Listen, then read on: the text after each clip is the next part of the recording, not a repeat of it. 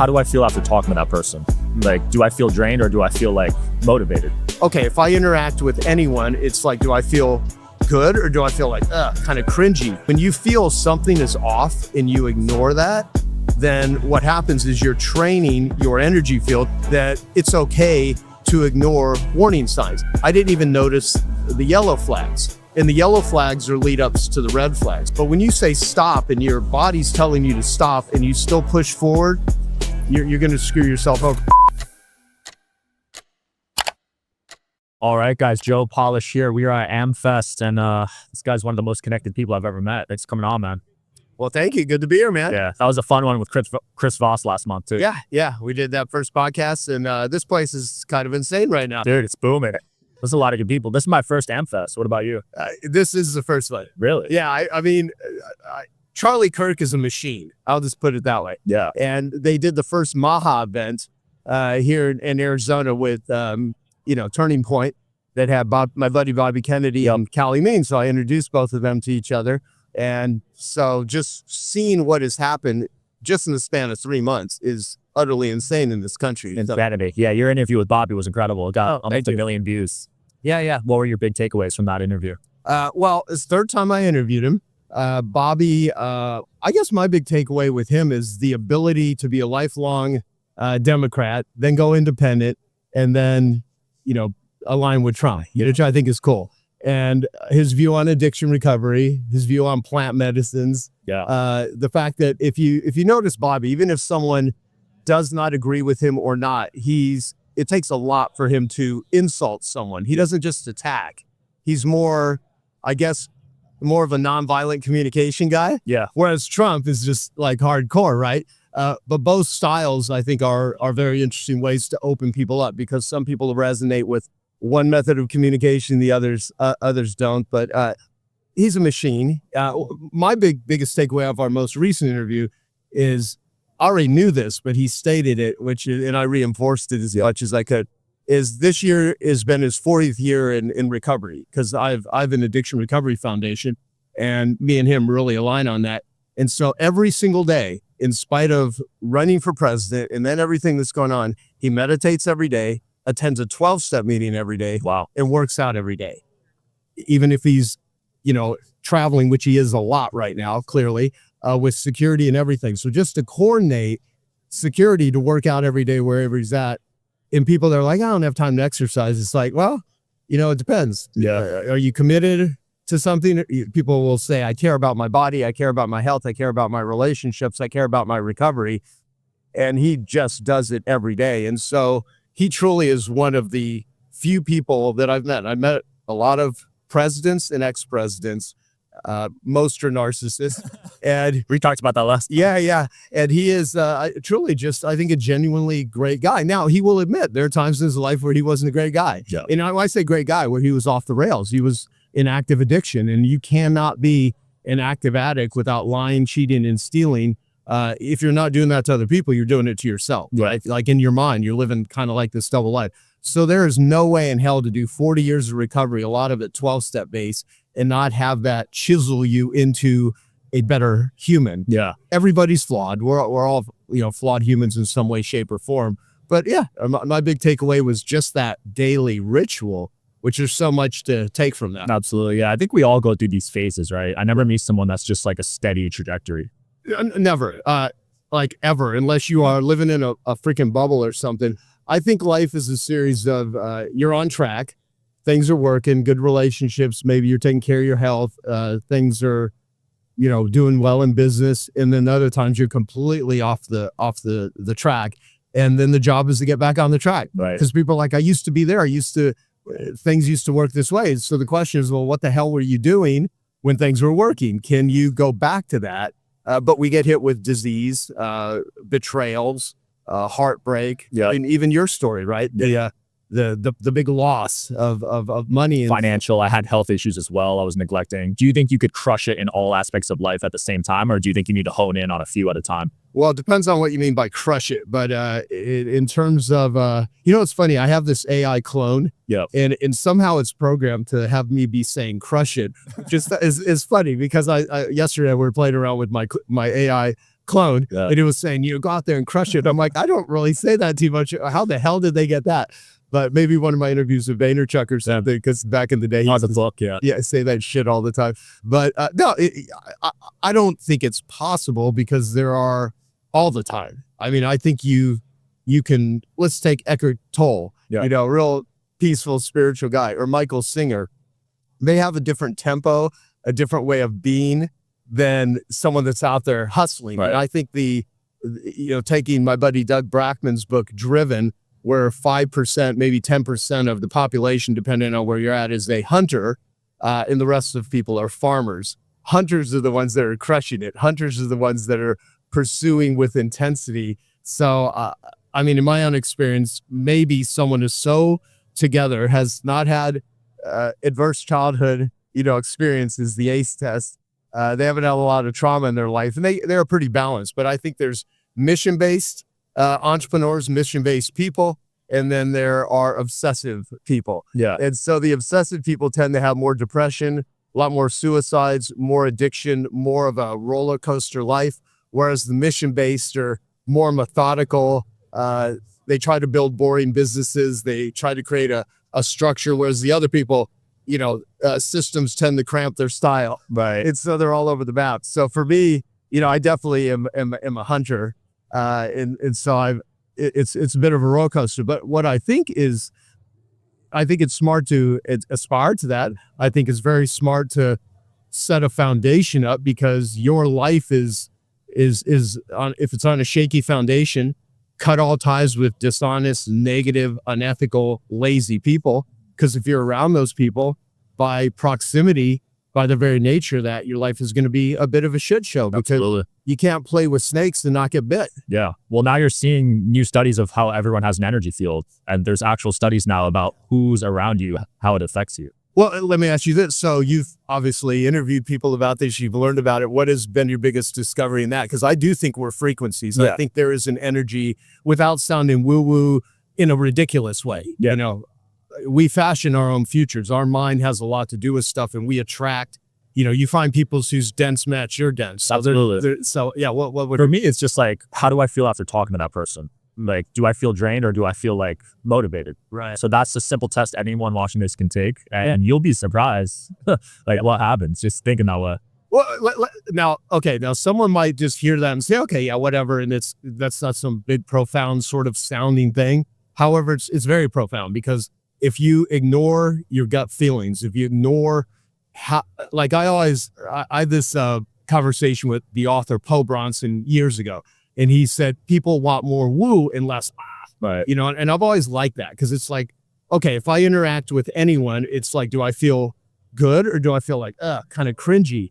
And when you feel something is off and you ignore that, then what happens is you're training your energy field, if we want, let's just use that terminology, that it's okay to ignore warning signs. And so where I've made the biggest mistakes in my life is when I was tired, when I was exhausted, when I was overwhelmed, or when I ignored red flags.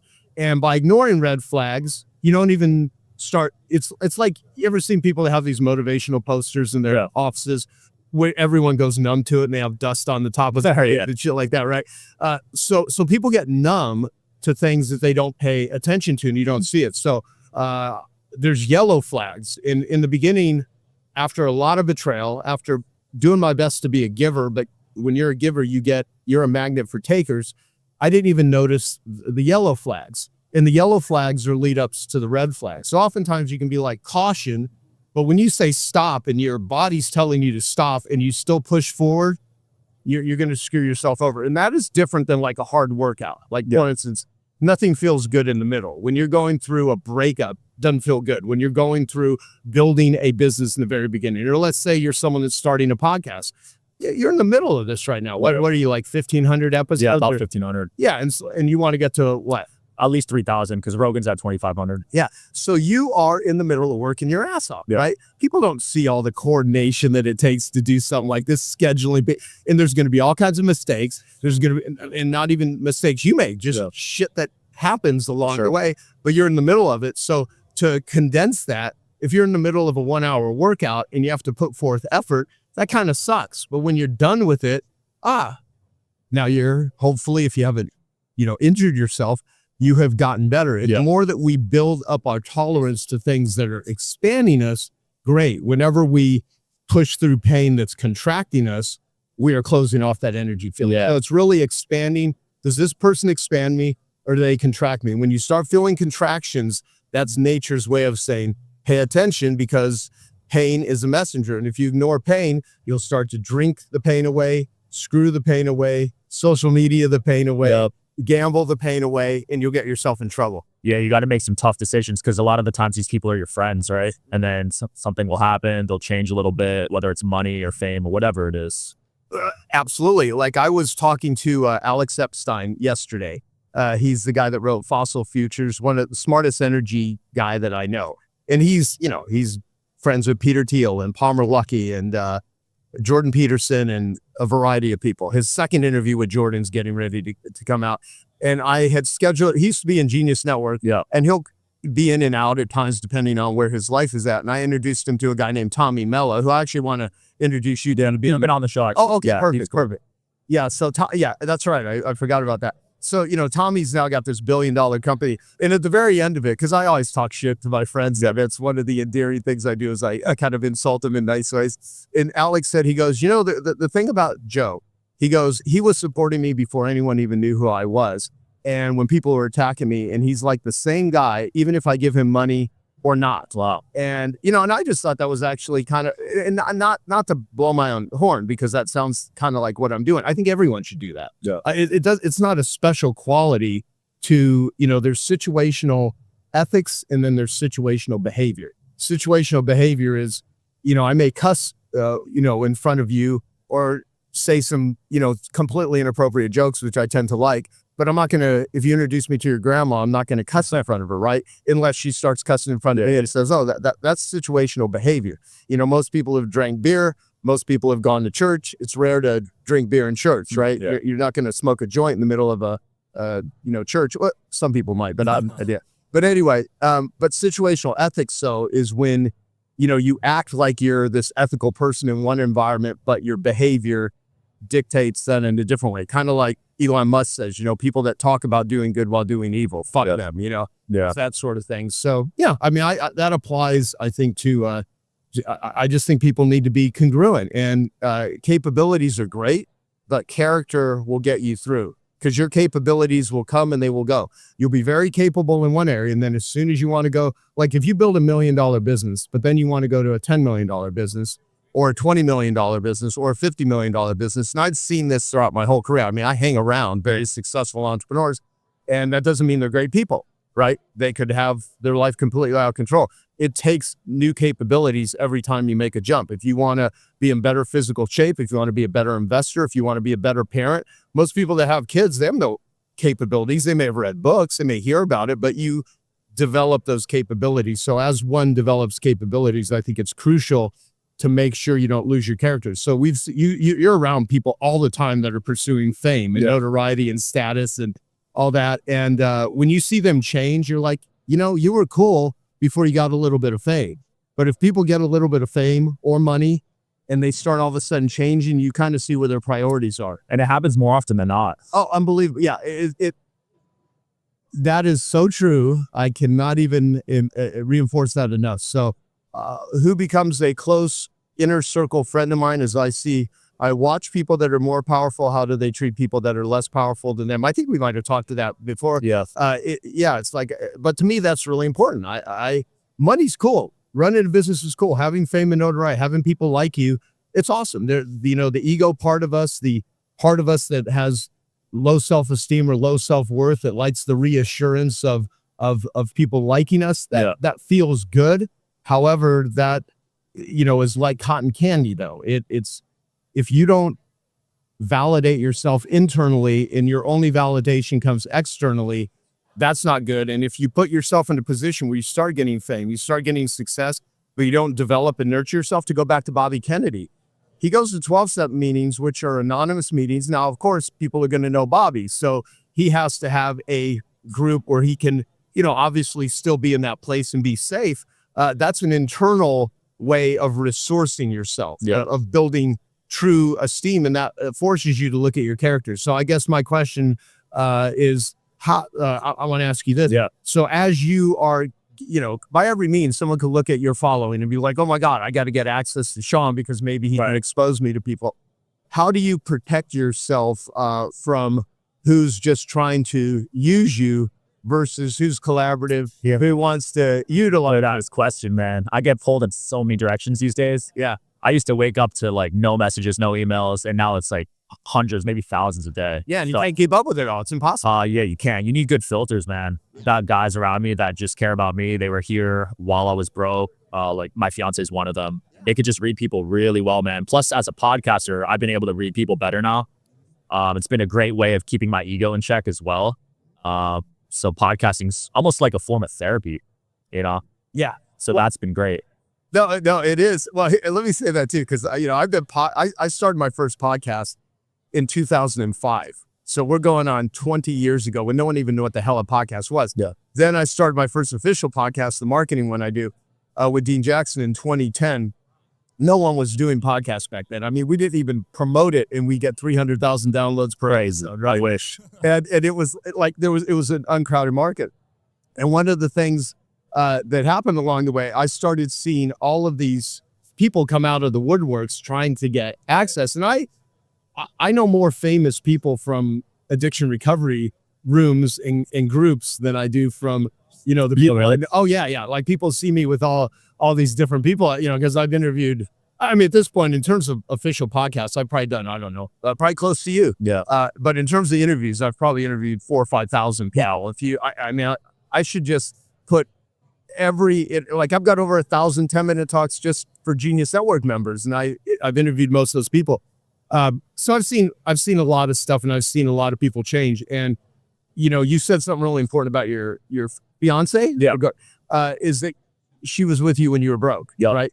Is you need to protect yourself by having people that will call you on your shit, by people that are not yes people.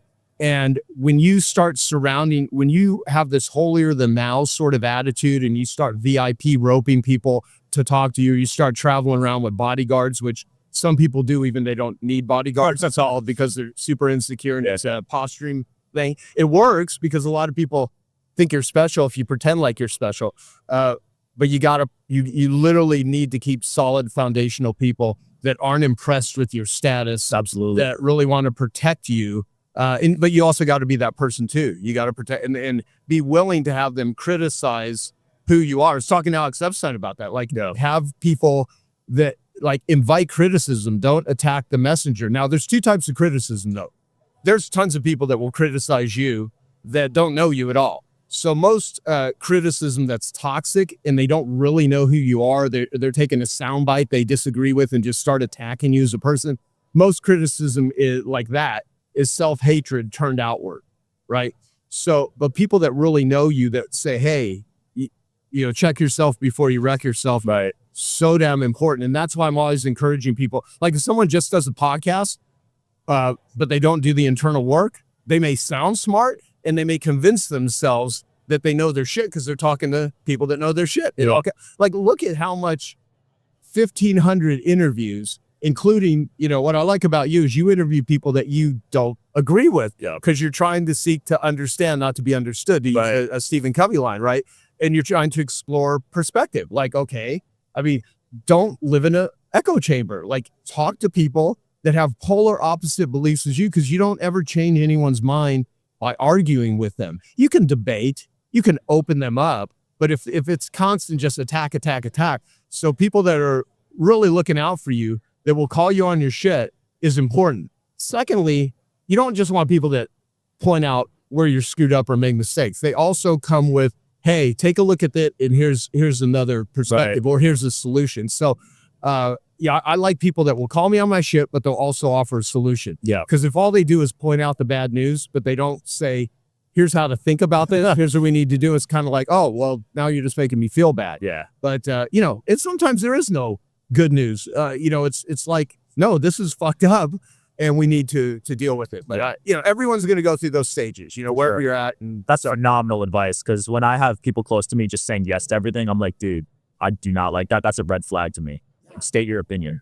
Yeah. They're trying to kiss up, and you want people that are critical thinkers and that have enough care that they will, if you're getting injured, if you're overworked, they're going to be like, hey man, get some lunch, Yeah. get some sleep. But a lot of times, that's why you've seen so much addiction in the entertainment field, because some of these agents and managers are toxic, because if they can keep the person running and drugged up and prop them up. You ever seen, Pink Floyd, The Wall, the movie? No, I haven't. Yeah. It's I mean, a little bit before your time. However, the band Pink Floyd, I know the band. Yeah. I know one of the members of Pink Floyd who's full-blown conservative, but no one would ever know. Oh, really? Yeah. And I was talking to him, I go, how do you because he lives in LA, right? And I'm like, how do you deal with so many of the people in the music and entertainment field that are completely woke? And he's like, well, for one, acceptance. Secondly, I believe in the Constitution. I believe everyone has the right to believe what they want. That's the beauty of America. And you also find out that facts trigger some people. If you tell them, here's the reality, let me show, and it triggers them. Yeah. And so when someone's so far gone, you do your best to love them, but also know that, everyone's got their own path. Everyone's got their own journey. Yeah. What's that Rumi thing? Beyond the field of, beyond right and wrong, there's a field, I'll meet you there, however it goes. Sometimes you got to be like, all right, what's Ram Dass is like, we're all just trying to walk each other home. Yeah. After you get through the anger and and all this sort of stuff. I mean, Do you have any, what do you say?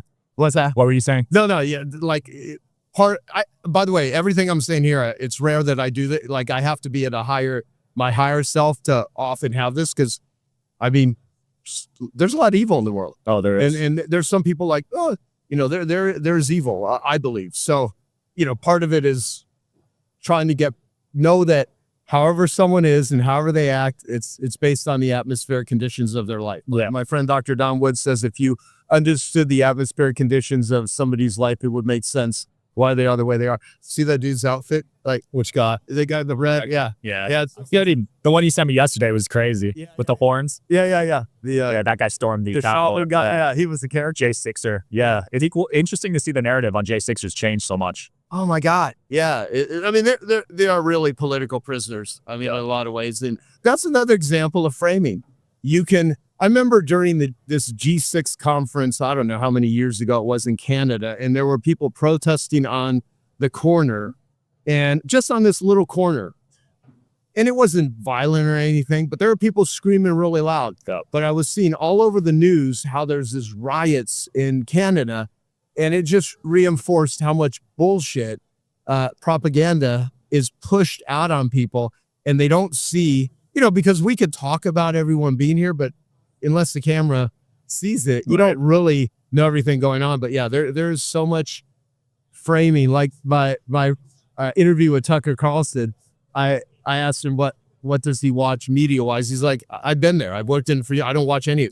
It's all bullshit. Yeah. Like, I know who those people are. It's really interesting. So yeah, finding news sources through podcasts, finding news sources through, Epoch Times, who is my friend Jan, who's the senior editor you interviewed right before me. Yeah. I mean, they're a great organization, really do the research. Unbiased sources. Yeah, they're rare these days. A lot of people are getting paid off in one way or another, and they're even infiltrating podcasts now. So you really got to be aware what's going on behind the scenes. Completely. Yeah. I do not watch the news anymore. That's for sure. Yeah. I will only watch it to get a perspective on propaganda. Like, I'll watch CNN just to see, like, let's see what horse shit they're feeding people today. That's so funny. Yeah. I mean, but I limit it though, because if you constantly expose yourself to fear porn, it is a dopamine trainer, and dopamine is the neurotransmitter of anticipation, and violence and sex and everything else just draws your brain in, and you got to be careful what you expose yourself to. Yeah. Kind of like, it's like sunburn. People like the sun is healthy, not if you sit in it all. Well, actually the sun is healthy. All the stuff with sun, I don't even wear sunglasses, because that's a whole nother conversation the whole podcast. about what they can, it trains your brain to not produce certain buttons in the skin. But you could get burned with anything. You could overexpose. Part of this is moderation, but it's probably a good policy for peace of mind to not watch any news. For sure. I look back at my early years of entrepreneurship and I was working the same hours and I was really dedicated. And I think one of the reasons I was so flatlined was the news and like just surrounding myself with the wrong energy and information, you know? Yeah. Because I was working 15 hours a day for 4 years straight, but I was only making 50K a year. Right. But it kept you in that driven, constant, exhausted, but working. You know, it's tired and wired. Yeah. That we live in a culture of people that are wired and they're tired because of screens and all that shit. Absolutely. But it's what people will live in gated communities and they'll have alarm systems and they'll have cameras and they'll have all these sort of boundaries and memberships to things. But through the screens, there's no boundary. Right. They'll let anything into their brain. So the physical, they try to protect themselves from physical dangers, but oftentimes they're oblivious to the psychological dangers. And so the physical dangers are less than they've ever been before, even though the last 5 years of the pandemic had showed how much physical dangers. And when I say less, I say this as an American in a pretty great place for me. Right. There's a lot of people that are not in a great place. There's people that are in war-torn countries right now that there's no fucking safety. There's no psychological safety. There's no physical safety. Their lives are horrible. I mean, I wake up every day and I try to remind myself that there's 3 billion people on the planet whose dreams would come true to change places with either one of us for like an hour. And so all that being said, these psychological dangers are doing more damage to people in America than even the physical. I mean, look at the rate of suicide with young people. Right. Look what happens with soldiers. I mean, more soldiers die from suicide than die in combat. Wow, I didn't know that. Yeah. Well, it's crap. It's like, why is that? It's not getting shot. It's not bombs. It's not some of them die that way. However, it's this internal pain that's not addressed, and it's sad. It's really sad. So that's why, I have addiction recovery. I just want to try to and again, it's not because I'm some philanthropic angel or anything. I mean, I don't pay myself anything from the foundation. I devote a lot of time, but it helps me in my own recovery. And if you want your life to be better, you think your life is difficult, go find someone whose life is more difficult, volunteer, be present with them, do that sort of stuff. Your life will get better. It's counterintuitive. It took, and people that want to try to be contributing. If you're not contributing when you're broke, you're probably not going to be that much of a contributor when you have money, unless you're doing it to virtue signal or try to, look like you're doing good stuff in the world, which a lot of people do. I mean, there's so many famous podcasters, authors, speakers that are basically communal narcissists. They give away cars, Different views. Yeah, they constantly talking about how much money they're raising for all these things, but it's like, okay, well, how many things do you do that you never tell anyone about? Some of the most euphoric feelings I've had is just giving a homeless guy a sandwich or something. That's like the best I'll feel the whole day. Exactly. And someone doesn't have to go and broadcast that on social media or even tell your girlfriend or your spouse or your husband or which is nice to do, because oftentimes that will train people. That's a good thing to do. So I'm not opposed to that, because anything that will help people do big givers. But I will say, if you're only doing it for public recognition, then it's not sincere. Absolutely. It's a bit of a con, and it's convincing yourself that you're a good person. And if you have a lot of guilt and you have a lot of shame, there may be a tendency to try to make up for it. But I'll tell you, I tell people that aren't even in recovery, go to an open 12-step meeting and just sit there before you make a judgment on something, and sit with people that are in pain and share experience, strength, and hope with them, or listen to their experience, strength, and hope. And it does wonders. Absolutely. And yeah, that's what I hope happens. I think that's happening here in a lot of ways. There's a friend of mine, Deanne Adamson, who runs a psychedelic and plant medicine integration coaching business called Being True to You. And she's like, the progressives in the woke culture are trying to take plant medicines and psychedelics, and people are in a very vulnerable state. Yeah. And they're trying to program them in very bad ways, which she has I'll introduce you to her. Please. It'd be fascinating. Yeah, It has like a podcast. Fascinating. But it's so be careful who you spend time with. Always look at your own behavior, who you're doing. And like you said, pursue people that make you feel good and are awesome. And I call it elf versus app, which we talked with Chris Voss about. Who are people, projects, things, activities that for you, not me, I don't tell anyone what success is. There's certain things that I don't play golf. I have friends that love golf. It's like the greatest thing in the world. I always use the George Carlin line. I think it's a waste of real estate. But but it's really not. I say that just to piss off golfers. But it's like, what is elf? Easy, lucrative, and fun, or easy, liberating and fun if no money's involved. And what is half? Hard, annoying, lame, and frustrating, or oftentimes hard, annoying, lucrative. And so put more elf in your life, people, and get rid of the half. And if you get rid of more of the half, you have more time for the elf. And that is life. Yes, sir. I love it, man. Joe, what's next for you? I'm joining Genius Network next year, so I can't wait to be there. What else you got coming up? I love it. What's next? Boy, we're going to hopefully save 20,000 lives a year with putting physical genius recovery kits into homes and recovery centers and, any organizations that want to support addiction recovery. Geniusrecovery.org is our educational platform. Just building that. My ghost town.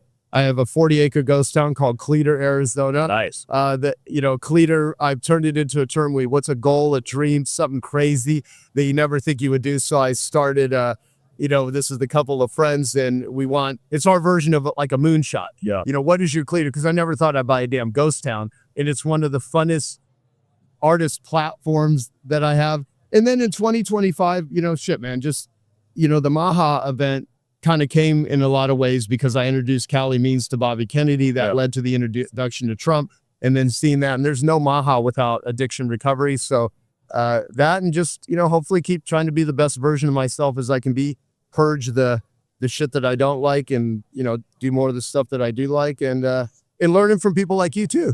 Like, I've always been like ignoring social media for the most part. And I don't really like it. But when you don't really like something, that's because you haven't really vibed at the end. Nothing's ultimately good or bad. It's just, is it working for you or not? So when people are like, I hate marketing, well, you want to hate marketing if it's, supporting what it is you're trying to do. So I don't think anything's ultimately per se, well, some things are, but when I'm talking like certain types of advertising, marketing, messaging is per se good or bad. There's certain tools you use and others that you don't. What I don't like about social media is it magnetically draws me in out of curiosity. And I'm a super curious person, so I have to protect myself if I put stuff out there. How are people responding to it? So, just trying to raise my level of consciousness ultimately. Man. And, we'll link your stuff below. Thanks for coming brother. on again. Yep. Thanks for watching, guys. Check out his stuff. See you next time.